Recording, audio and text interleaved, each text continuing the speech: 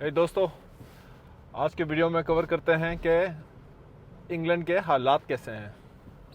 और काफ़ी ज़्यादा लोग मेरे से पूछते हैं, हमारे कज़न्स दोस्त जो पाकिस्तान में होते हैं, वो बार बार पूछते हैं कि इंग्लैंड के हालात कैसे हैं। अब ये थोड़ी लाइट कम हुई है क्योंकि I am going through an underground car park. तो अभी निकलेंगे तो आपको सही तरह फिर से दिखेंगे राइट नाउ। अच्छा, तो लोग पूछते हैं कि इंग्लैंड के हालात कैसे हैं, और इसका सबसे पहला जो जवाब मेरे दिमाग में आता है, कोइंसिडेंटली वेदर भी अभी ना कोई अच्छा नहीं है, लेकिन मैं आपको वेदर से हम स्टार्ट करते हैं क्योंकि the weather makes a great impact on how you feel. तो पहले मैं आपको बाहर का मौसम दिखाता हूँ। यहाँ हो रही है बारिश।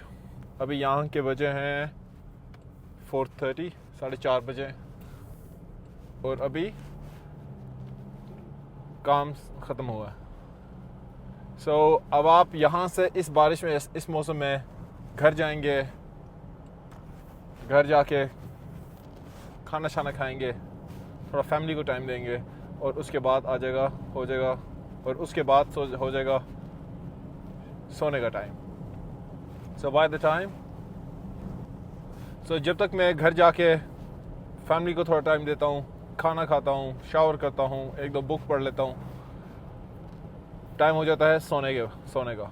तो आपका जो सोशल साइकिल होता है वो थोड़ा रिस्ट्रिक्टेड और कम हो जाता है, स्पेशली क्योंकि वेदर इस तरह का है। तो कौन चाहता है इस बारिश में बाहर जाए। ये हो गया मौसम के हिसाब से। Second perspective on jobs.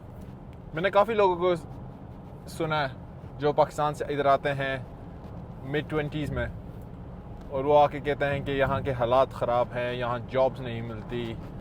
वो डिपेंड करता है आप कौन सी लेवल की जॉब्स ढूंढ रहे हो, क्योंकि आपको एक चीज़ एक्नॉलेज करना पड़ता है कि हमारे पाकिस्तान में और इंडिया में और बांग्लादेश के जो सोशल स्किल्स होते हैं, जो कम्युनिकेशन स्किल्स होते हैं, जो आपकी एक रिप्रेजेंटेशन होती है आपकी अपनी, वो थोड़ी लिमिटेड होती है in comparison to a mid-25 year old professional in the UK।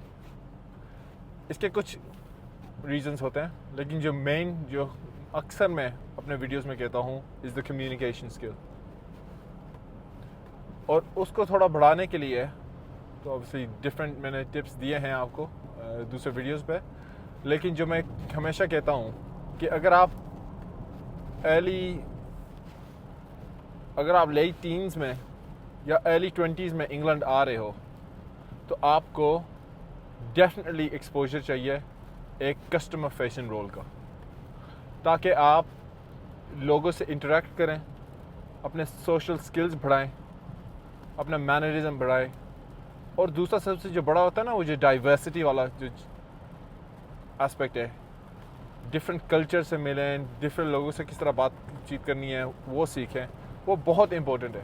तो उसके लिए मेरा एक दोस्त आए थे पाकिस्तान से recently, and he was qualified in science degree, और वहाँ यहाँ आया था जॉब ढूंढने, and he was looking for science jobs. UK का नेशनल, सो वीज़ा का कोई प्रॉब्लम नहीं थी। तो सबसे जो मैंने उसको एडवाइस दी थी वो ये थी कि आप एक कस्टमर फेसिंग रोल में जाओ, जिससे आपको इंटरेक्शन से आपसे बेनिफिट हो, आप दूसरे कल्चर सीखें, आप दूसरे लोगों से बात करना सीखें। एंड आई थिंक और फिर उसने यहाँ लोकली एलडी है, यहाँ एक सुपरमार्केट, उसने वहाँ जॉब स्टार्ट की, and now he is the branch manager at Aldi's. और within 6 months I think he's progressed so much कि, और उसके बोलने का स्टाइल, उसके कपड़े पहनने का स्टाइल, ये बहुत सारी चीज़ें डेवलप हो गई हैं। तो लोग पूछते हैं कि इंग्लैंड का हालात कैसा है। ये आप पे बहुत डिपेंड करता है कि आप क्या चाहते हैं इंग्लैंड से। वेदर को कंसिडर कर लो, क्योंकि हमारे एशियन कंट्रीज़ में ज़्यादातर धूप ही होती है, and it's pretty much consistent. मौसम अच्छा होता है तो आपका सोशल लाइफ बेहतर होता है। यहाँ वेदर की वजह से बहुत ज़्यादा इम्पैक्ट पड़ता है लोगों पे। सो इन चीज़ों को माइंडफुल में रखें। और जो ओवरऑल एक चीज़ होती है ना, वो है एक्सपेक्टेशन। आपकी एक्सपेक्टेशन क्या है इंग्लैंड के बारे में? और इसलिए मैंने अपने प्रीवियस वीडियो में भी यही कहा था कि अपने एक्सपेक्टेशंस को थोड़ा बैलेंस करना सीखें कि जो इंग्लैंड असल में है आप उसको उस तरह देखें। आप इसको थोड़ा ऐसा ना देखें कि यहाँ पैसे दरख्त पे उगते हैं और यहाँ लोग पार्टीज़ करते हैं और यहाँ लोग ये होता है, लेकिन not to the extent that we understand in Pakistan and India. एक और टॉपिक जो बहुत ज़्यादा लोग कंसर्न है, और मैं रिसेंटली गया था पोर्चुगल हॉलीडे के लिए, उसकी भी वीडियोस आपके साथ शेयर करूँगा। बहुत अच्छी जगह, लेकिन वहाँ मुझे एक टैक्सी ड्राइवर मिले जो इंडियन थे। तो उसने सबसे पहले यही पूछा मेरे से कि हमें बताया गया है कि रिसेंटली एशियंस को काफ़ी मारा है उधर इंग्लैंड में, और काफ़ी रेसिज्म हुई है एशियंस के साथ। देखें ये मीडिया और हमारा सोशल मीडिया जो है, न्यूज़ जो है, ये अगर नेगेटिव न्यूज़ को बढ़ा के ना बताती तो इनका बिज़नेस ना चलता। तो हर चीज़ को काफ़ी ज़्यादा एक हद तक ये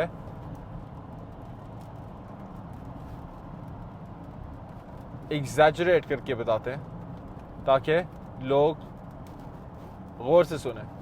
जो ही नेगेटिव न्यूज़ आती है तो लोगों का जो अटेंशन स्पैम होता है वो बढ़ जाता है। क्या, ओह माय गॉड, ये क्या हो रहा है? मैं यहाँ बर्मिंघम में रहता हूँ जो one of the major cities है, और यहाँ इंग्लैंड में प्रोबेबली एशियन की पॉपुलेशन बर्मिंघम में is one of the highest. हमारे यहाँ बहुत ज़्यादा एरियाज़ हैं और बहुत कम इंस्टेंसेस ऐसे हुए थे जहाँ थ्रेट्स थे, लड़ाइयाँ थोड़ी बहुत हुई है, but nothing to the extent कि जो हम मीडिया और सोशल मीडिया में देख रहे हैं कि गैंग्स खड़े हैं और एक दूसरे को मार रहे हैं और रेसिज्म हो रही है। ये असल में क्या होता है कि ये सोशल मीडिया का जो पावर है, ये लोग क्या करते हैं कि पुरानी 5-10 साल पुरानी वीडियोस को रीयूज़ करके अपने व्हाट्सएप ग्रुप्स में भेजते हैं कि ये यहाँ हो रहा है। होता है एक्चुअली काफ़ी पुरानी बात होती है, लेकिन लोग उसको थोड़ा वायरल करने के लिए नेगेटिव न्यूज़ बढ़ाते हैं। तो उन चीज़ों से आप ना डरें। इधर रेसिज्म मैंने आज तक कभी एक्सपीरियंस नहीं की।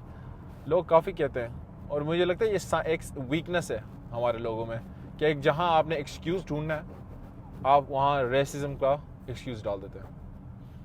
और मुझे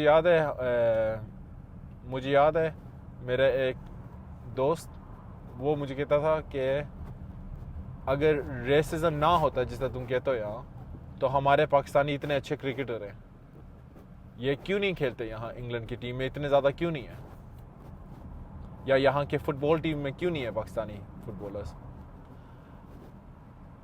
जब से मेरा बेटा फुटबॉल अकेडमीज़ और क्रिकेट अकेडमीज़ में जाना स्टार्ट किया उसने, मुझे वहाँ से जाके पता चला कि अगर आप वहाँ जाके देखें कि पाकिस्तानी की पॉपुलेशन क्या है और गोरों की पॉपुलेशन क्या है, and I am talking now age groups, यानी कि 5-6 साल का जो बच्चा क्रिकेट और फुटबॉल खेलने जा रहा है, वहाँ आपको नज़र सिर्फ गोरे आएंगे। काले इतने भी नहीं आते, पाकिस्तानी भी नहीं आते, इंडियंस भी कोई नहीं आते, हमारे एशियंस वहाँ बहुत कम होते हैं। तो जो ग्रास रूट लेवल पे गोरे अपने बच्चों को टाइम और वो इन्वेस्टमेंट बच्चे में डाल रहे हैं कि वो फुटबॉल सीखे, क्रिकेट सीखे at a very young age, इससे आपको पता चलता है कि क्यों नहीं। और ये है main reason, that's the main reason why आप ज़्यादा गोरों को देखते हैं फुटबॉल टीम्स में और क्रिकेट टीम्स में, क्योंकि वो बचपन से कमिटेड होते हैं, उनकी फैमिलीज कमिटेड होती हैं अपने बच्चों को एक्सेल कराना है एक फील्ड में। हमारे पाकिस्तानी लोग बहुत थोड़े लेज़ी होते हैं, कंजूस तो नहीं मैं कहूँगा क्योंकि दूसरी चीज़ों में तो इतनी कंजूसी नहीं आती है, लेकिन उनका दिमाग उस तरफ नहीं लगता।